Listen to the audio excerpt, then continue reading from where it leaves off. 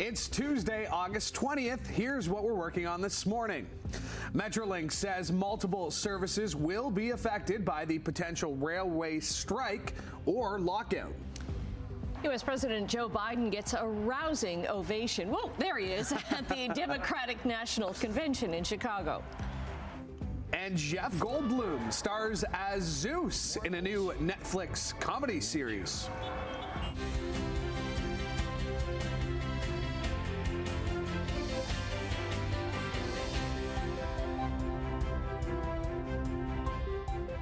And good morning. Thank you for joining us. Louis B. in for Tim Bolin, who's enjoying a few weeks off alongside Ned Hom. There's Brian. Emily will be here a little bit later on this morning. And Brian, I don't want to say fall-like temperatures last night, but I'm going to say it. Okay. It was pretty cool last night. I turned my heater on in the car just a little bit, Okay, just a little bit this morning. Yeah, oh just yeah, a not Okay, the house. in the car. Not in the house. Yeah, because it felt good, didn't it? Because it's pretty cool this morning. We're in single digits this morning, and we'll be there again tomorrow. So we're going to have to put up with a little bit cool temperatures for the next 24 to 48 hours before it starts to warm up. And it will. Summer's not over yet. Just a little bit of a cooling trend right now.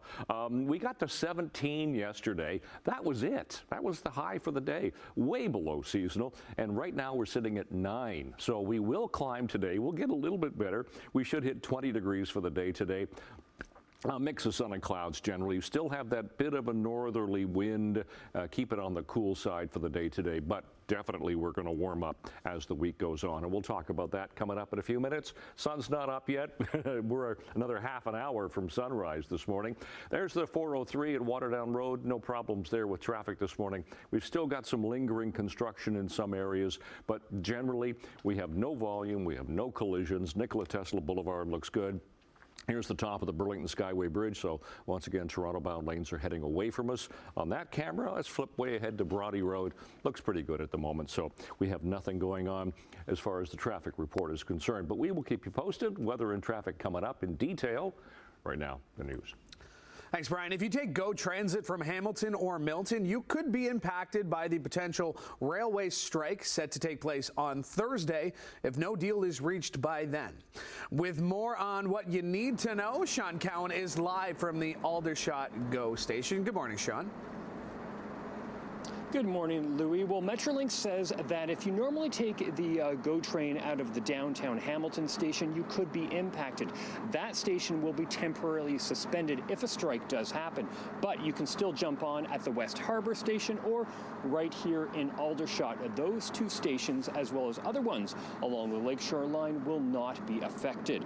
Now, a phased shutdown at CN Rail and CPKC is already underway. Both railways have issued lockout notices, while the union, the Teamsters Canada Rail Conference, threatens to strike. The union represents 9,300 workers across Canada.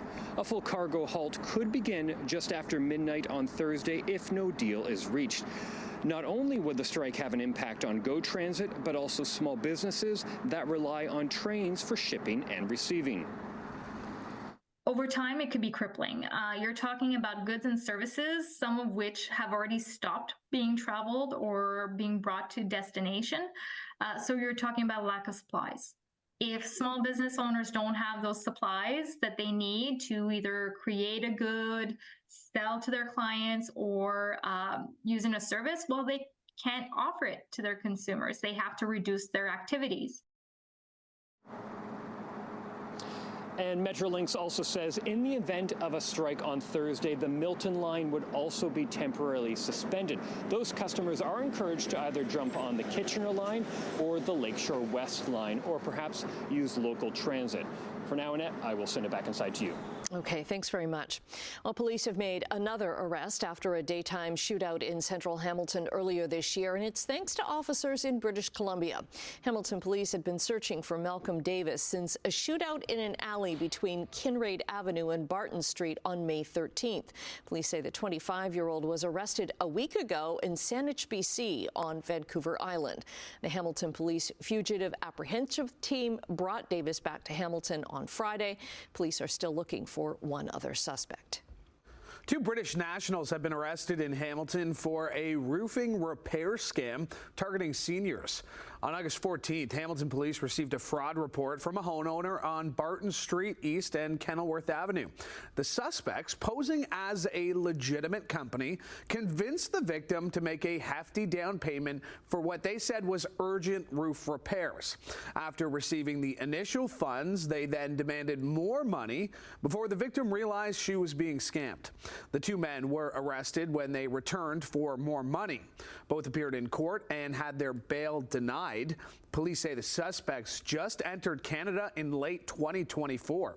June 2024, excuse me. The Financial Crimes Unit believes there also may be more victims.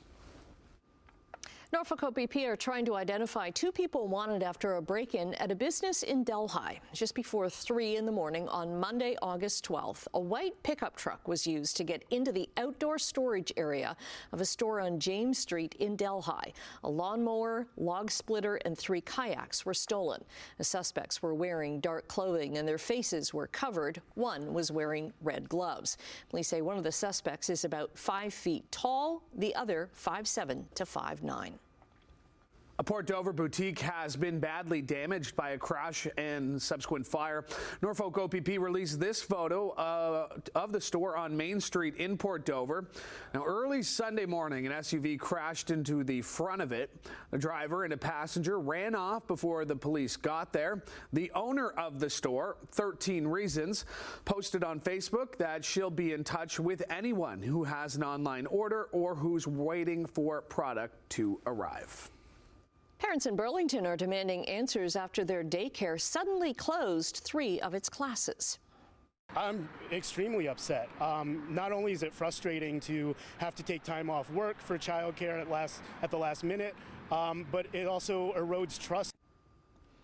Parents received an email late Friday afternoon from the Woodland Children's Center in Burlington saying that it's closing 3 of its classes to fix flood damage. The email doesn't say anything about a completion date, and parents are still expected to pay child care fees. Halton Regional Council says the region needs more than 1,200 additional daycare spaces this year, and it's appealed to the province for more funding under the Canada-wide Early Learning and Child Care System. The region received funding for 190 spaces last year. Initial estimates of insured damage caused by recent Ontario flash flooding is more than $940 million. Toronto was hit by torrential rain last month, flooding major highways and Toronto's Union Station. A Burlington neighborhood was significantly affected by the downpours on July 15th and 16th. Backyards and basements were flooded, destroying keepsakes and other valuables. Damage estimate from last month comes on the heels of more flooding in the Greater Toronto and Hamilton area and Montreal over the weekend. The Insurance Bureau of Canada reports that severe weather last year caused over $3.1 billion in insured damage across the country. Quite the day for hockey fans as Waterdown local and Florida Panthers left winger Carter Verhaeghe brought the Stanley Cup to Waterdown. They all have different reactions. Some of them can't speak because they're so starstruck from the cup and stuff like that, and some of them grab it. It's awesome. It's awesome. That's what it's all about. Carter was there as friends, family, and fans joined him at the Harry Howell Arena on Highway 5. It's the second time the former Niagara Ice Dog has brought the cup back to his hometown. The first was with Tampa Bay Lightning in 2020. Very cool. All right, Sportsline, let's start with some baseball, where the Blue Jays were back at the Rogers Center last night as they kicked off a 7-game homestand taking on the Cincinnati Reds. Line drive right center, and that's going to get to the wall and score 2. France is on his way to second and in there with a double, and the Reds now lead 5-2. Ty France had a 2-run double. That was part of a 4-run 6th inning for the Reds, who held on for the 6-3 victory over the Blue Jays last night. Not much to cheer about for the Jays, but there was this Ernie Clement home run in the bottom of the 9th. And check out the fan who ended up with the ball. Finds a young fan in a Blue Jays jersey and just makes his day. Big hug and just shock of getting that souvenir. Blue Jays looking to get back in the win column in Game 2 of the series tonight. The 2-8 Hamilton Tiger Cats were back on the field yesterday ahead of Friday's road game in Winnipeg. After practice, head coach Scott Milanovich spoke of the recent coaching change of moving on from Mark Washington and bringing in Chris Jones. Just like any change, we need a spark, whether it's players, coaches, whatever the case may be. I've known Chris for 20 years, since we go back to Montreal together when we were both kind of cutting our teeth in this league, and I know what he's about. I know how he coaches. That's why coaches, when they get hired, usually try to hire people that they've worked with because they know exactly what they're getting. Mark Washington is as good of a coach and as good of a man as I've ever met. It just was a situation where I felt like we needed a spark. Jones was officially hired as senior defensive assistant and will call defensive play calling duties, while the team says they, quote, mutually agreed to part ways with Washington. Well, we may still be a few weeks away from NHL training camps returning, but it looks like general managers are starting to wake up from their summer hibernation, as Montreal Canadiens have acquired former second overall pick Patrick Laine from the Columbus Blue Jackets. Now, Columbus will receive defenseman Jordan Harris and a second-round pick in 2026 in exchange for the 26-year-old. Now, Laine missed most of last season after he sought help from the NHL's Player Assistance Program in January and made it known that his issues were mental health related.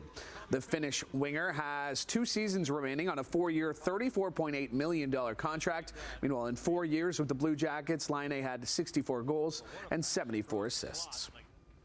And speaking of the Canadiens, cool moment here for Hamilton natives and former Bulldogs Arbor and Florian Xhekaj. Their mom, Simona, taking to Twitter over the weekend, writing, quote, today is one of those moments you can't forget. Boys surprised Papa Jack with this beauty, his dream car. You know you raised good humans when they think about others before themselves. Proud moment right here. And it's a nice looking vehicle right there. So very cool from the Xhekaj brothers. And after picking up 2 wins in less than a week, a trio of Forge FC players have been named to the Gatorade Team of the Week. Forward Jordan Hamilton, midfielder Alessandro Hojabrapor, and goalkeeper Hassam Kolilat were all recognized for their performances by the CPL. By the way, head coach and technical director Bobby Smirniotis will join us on the couch on Sportsline coming up next hour. 12 minutes after 6 o'clock. Yeah, you're going to feel it when you step outside this morning. It is a touch on the cool side. As Annette said, maybe put the heater on in the car just a little bit. Just to take the chill off a little bit would be nice. Looking at the 403 and Waterdown Road area, doing fine at the moment, so not a lot to see right there. To our other cameras, these are MTO traffic cameras. QEW in the 406, nothing to see there. Nikola Tesla Boulevard, 403 Junction, east of Royal Windsor Drive, Etobicoke Creek, all doing fine. And I will admit that I put the heater on a little bit. See, I'm not making, believe me, I'm not making fun. It felt good because that is the temperature that we have at the moment. 9 degrees right now. The sky is clear. We have that northwesterly flow, and that's giving us that cool feeling to the start of the day here, 20th morning of August. Air quality this morning, low risk category, no problems there. We have a ridge of high pressure way off to the north. There it comes, descending its way across the Great Lakes. That's going to give us, actually, it's going to give us a lovely week. Now, yeah, okay, so temperatures are a little on the cool side. It'll be like that for today. It'll be like that for tomorrow. But after that, it's going to be a beautiful week. Today, temperatures 20 degrees generally right around the horseshoe. A mix of sun and clouds for the day today. Bit of a northerly breeze, but we're looking at temperatures below seasonal, which is 25 for the daytime high. Tonight, 13 for Niagara, not bad there.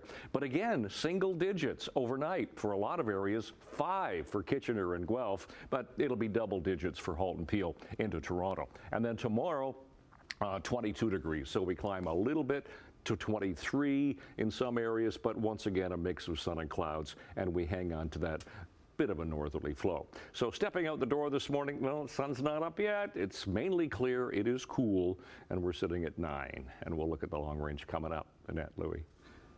Thank you, Brian. All right, coming up after the break, we'll say good morning to Emily Vukovic with a preview of what's to come in Chit Chat. And in business news, the latest inflation numbers are set to come out a little bit later this morning. Welcome back, 6:16 the time this morning, and it's time to say good morning to Emily Vukovic. Hello, hello. Hey, you're very red today. I like it. Well, I'm trying to warm up because it's so cold. Trying to turn the heat on, so I thought I'd just throw it in my outfit. Now, we said no seat warmers, though. It's not that cold, What right? are you talking about? I have my seat warmer and my heat on in the car today. Oh, did you? The okay. double, I the had the heat on combo. a little bit. But Yeah, both. I had the AC on still, so maybe I'm weird like that, though. But all right, what do you got coming up, Emily? Yeah, All right. I said it. Coming up, Jeff Goldblum. He stars in a new flick. It's supposed to be this hilarious dark comedy, and I'll show you a preview. Apollo 13 has a brand new story. It's more of a documentary, but we will discuss. And Jessica Alba is out with a season 2 of her renovation show. All right. I didn't know there was a season 1. The Jeff Goldblum thing, I did see a trailer for Chaos, I think it's called, Yeah, it's right? called So it's like Chaos. a Greek myth thing. So looking forward to that one. Yeah. Okay. All right. We'll talk to you about that coming up a little bit later on. All right, the Canadian dollar is up 16 basis points. It's trading at 73.41 cents US. Gold gained over $18, and crude is down nearly 90 cents. It's trading at $73.50 US a barrel. Checking midday trading in Europe, markets are down in London, but up in Frankfurt and Paris. In Asia, the markets were up today in Tokyo, down in Hong Kong and Shanghai. Checking North American markets, the TSX just a slight gain, more than 60 points. The Dow added triple digits, and so did the Nasdaq. Statistics Canada is releasing its latest inflation data later this morning. Economists expect July's consumer price index report to show inflation slowed to 2.5% from June's 2.7%. Price pressures have been easing throughout the year, keeping inflation below 3% since January. This progress has led to the Bank of Canada to cut its key interest rate to 4.5% in its last 2 meetings. Now, Governor Tiff Macklem has hinted that further rate cuts could follow if inflation continues to slow.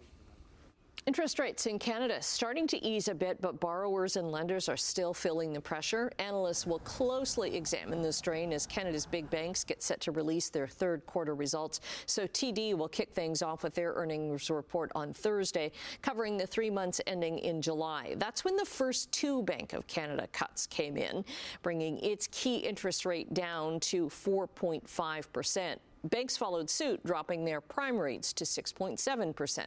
High borrowing costs, though, and fears of a recession are likely to continue impacting the number of new bank loans. Meanwhile, the average family income in Canada dropped in 2022. Statistics Canada says the median family after-tax income 2 years ago was $60,800. While it was up a bit in dollar value from 2021, when adjusted for an inflation rate of almost 7%, the average income dropped 4%. Young people were hit the hardest when it comes to the decrease. In 2022, people under 25 saw a 12.9% drop to just over $17,000. General Motors is laying off Canadian workers as part of a wider reduction in its staff. More than 1,000 salaried employees will be affected worldwide. Canadian workers are part of that group, but GM hasn't yet said what the actual number will be. The automaker says the layoff affects its software and services units, including a small percentage of employees at its Canadian Technical Centre in Markham. More than 17,000 AT&T workers in 9 American states are on strike. This is after accusing the company of unfair labor practices during contract negotiations this summer. The union representing the striking employees says workers walked off the job Friday in response to the telecommunications company's failure to bargain in good faith. AT&T denied the accusations. The strike involves technicians, customer service representatives, and others who install, maintain, and support AT&T's residential and business wireline telecommunications network. Okay, we're taking a quick break right now. Brian is going to be back with traffic and your 7-day forecast. Is going to warm up. 6:24 already on this, well, what will be a sunny day. Sun's not quite up yet. Looking at traffic, QEW Highway 405, once again, not a lot to see going through St. Catharines. Pretty light this time of the morning. Top of the Burlington Skyway Bridge, you're starting to see some brake lights heading down toward North Shore Boulevard, so Toronto bound away from us on that. Bronte Road looks good. 427 around and down to the Gardiner Expressway, QEW underneath. No problems there, and the 403 is wide open at Dundas Street, so it looks good. Temperature is on the cool side, yes, definitely for Hamilton. We are the cool spot. 9 degrees right now, 11 for Grimsby, Mississauga, 13 for Toronto. A seasonal overnight low is 14 degrees now, so we're well below seasonal to start the day. And we only got to 17 yesterday, but seasonal's 25, so it was a cool day yesterday, another one today. Those are our sun times and records for today. Now, I might suggest heading out for a walk with your pal this morning. A sweater, a jacket might feel good because it is 9. It's going to be mainly sunny in about 6 minutes or so from now when the sun decides to get up. So we're looking at sunshine for the day today, mix of sun and clouds, and a 20-degree high. 9 once again tonight. 22 tomorrow. Beautiful. Look at this week coming up. This looks gorgeous. I mean, how did Bolin know that this was the week to take off? Sunshine Thursday, Friday, 23, 24, and then 25, 26, and 28 for the weekend into Monday. That's your forecast. Annette, Louis. Yeah, I think that's why he took 2 weeks off, just in case the first one was bad. Yeah. All right, investigators in Spain have arrested a suspect trying to smuggle a fake Leonardo da Vinci painting. A man was caught with the fraudulent artwork and paperwork claiming that it was worth millions. He was stopped on his way from Spain to Milan, Italy, where officials believe he intended to sell it using an expired export license. The paperwork falsely valued this painting at the equivalent of $1.4 million US. The painting was examined, though, at the Madrid Art Museum, and that's where they ruled it was a fraudulent reproduction. Pretty close to the real thing, though, but not the real thing. I can understand the difference of fine art there, but would you have paid $1.4 million for that, Annette? Well, do I have that? That's why I'm asking. No. All right, okay. All right, well, stay with us. More to come after the break.